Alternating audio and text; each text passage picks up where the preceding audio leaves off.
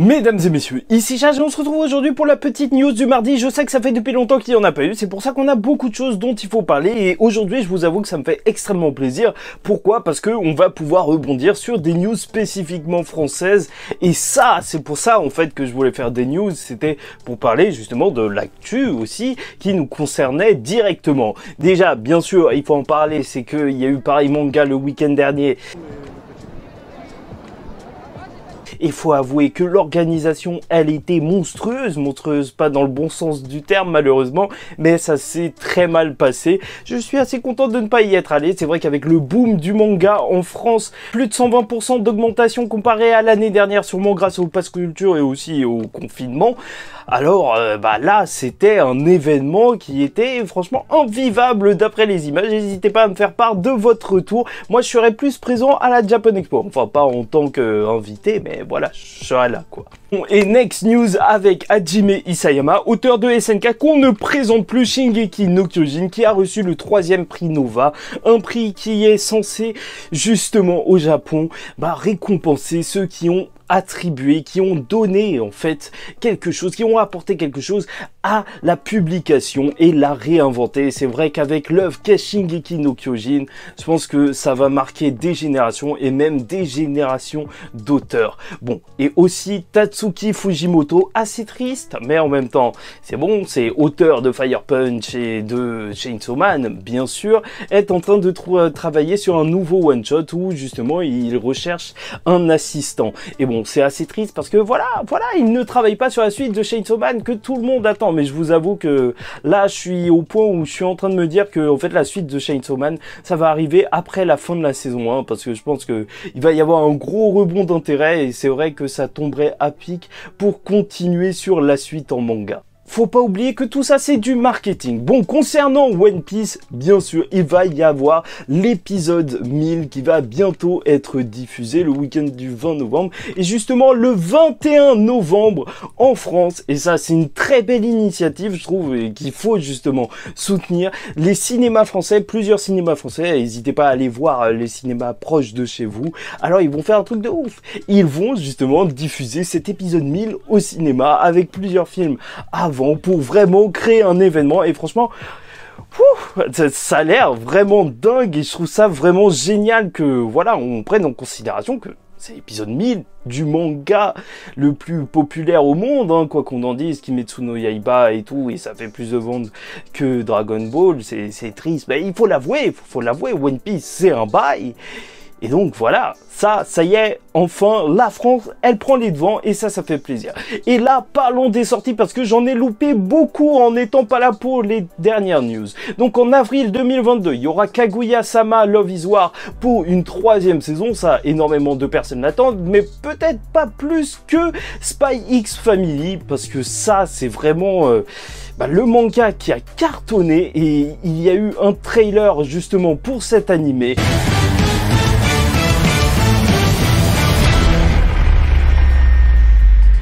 Et qui devrait sortir en 2022. Pour l'instant, on n'a pas trop d'informations quant à la date de diffusion, mais c'est le réalisateur de l'anime Hunter x Hunter 2011, et voilà, ça va être le studio Cloverworks et Wit Studio, donc ça nous promet quelque chose d'assez propre, et franchement, ça va être une dinguerie. Moi, je vais le découvrir comme ça, cet animé, cette histoire, et je pense que ça va être vraiment que du bon. Bon. On a aussi eu l'annonce de la saison 2 de Arrête de me chauffer Nagatoro. Et voilà. Et aussi l'été, il y aura le film Quintuplette, je sais plus quoi.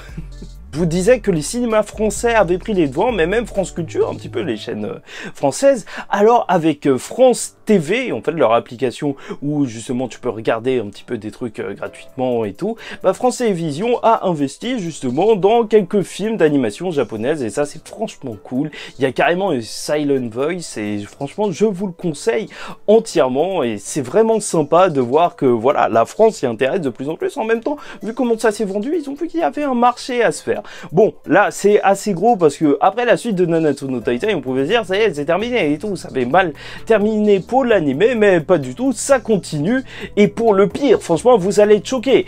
tenez-vous bien, les 4 chevaliers de l'Apocalypse va avoir une adaptation en animé. Au début, on pouvait se dire que c'était un petit peu flippant parce qu'il n'y a que 4 volumes, mais Netflix a annoncé, parce que c'est eux qui vont produire, que en fait, ils vont faire 2 films sur Tristan, donc le fils de Méliodas. Donc là, ça risque d'être intéressant, c'est sûr, pour faire le lien entre les 2 séries. Et donc, heureusement, ça nous rassure sur le fait que les 4 chevaliers de l'Apocalypse, bah, le manga peut encore continuer tout doucement. D'ailleurs, il y aura des reviews plus tard sur la chaîne.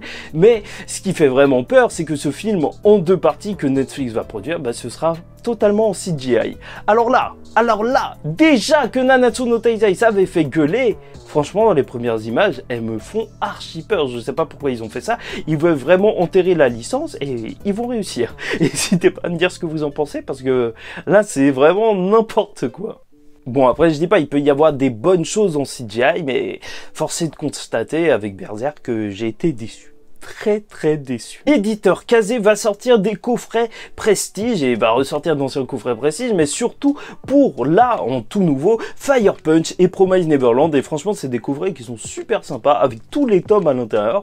Donc pourquoi se priver? Et je vous avoue que le Fire Punch, tu vois, il me picote, hein, ça me donne vraiment envie parce que Fire Punch, c'est vraiment un manga que j'apprécie énormément. Bon, et au Japon, bien sûr, vu que MAPPA a fêté ses 10 ans, ils ont eu une petite exposition à Tokyo où tu pouvais voir les storyboards de plein de leurs animés et c'était l'occasion de revenir un petit peu justement sur ce studio d'animation qui a 10 ans et qui en fait, si tu prends une moyenne, fait 4 animés par an et c'est vrai que c'est plutôt énorme, mais ils ont réussi à se créer vraiment une identité et franchement maintenant plein de gens ne jurent que par eux. Faut avouer qu'ils sont très productifs et j'ai hâte un jour que je puisse directement vous donner des images vloguées à l'intérieur de ce genre d'exposition en vrai, mais pour l'instant on n'a pas le budget. Bon, il faut pas oublier qu'il va y avoir plein d'annonces pour la Jump Festa vers le 18 décembre avec Spy X Family, Bleach, l'animé, et ça risque d'être énorme. Est-ce qu'on va avoir un premier trailer? Franchement, s'il y a un premier trailer,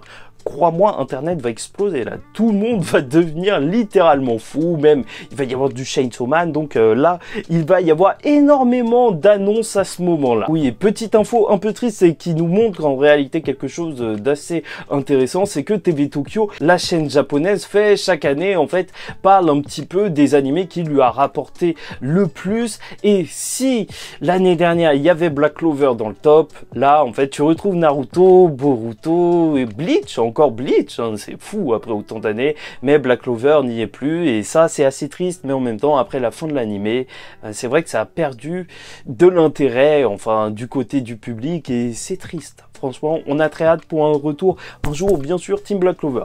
Bon, bref, j'espère que vous avez apprécié cette vidéo. En tout cas, pour moi, c'était un plaisir de vous la faire. N'hésitez pas à liker ou disliker la vidéo si ça vous a pas plu. Commentez, donnez-moi votre avis en commentaire et abonnez-vous parce que chaque semaine, normalement, on fait des vidéos news et s'il n'y a pas de news assez intéressantes, bah, j'en fais pas parce que ça sert à rien de faire semblant. Et en attendant la prochaine fois, je vous dis ciao tout le monde, faites très attention à vous et surtout, paix sur vous.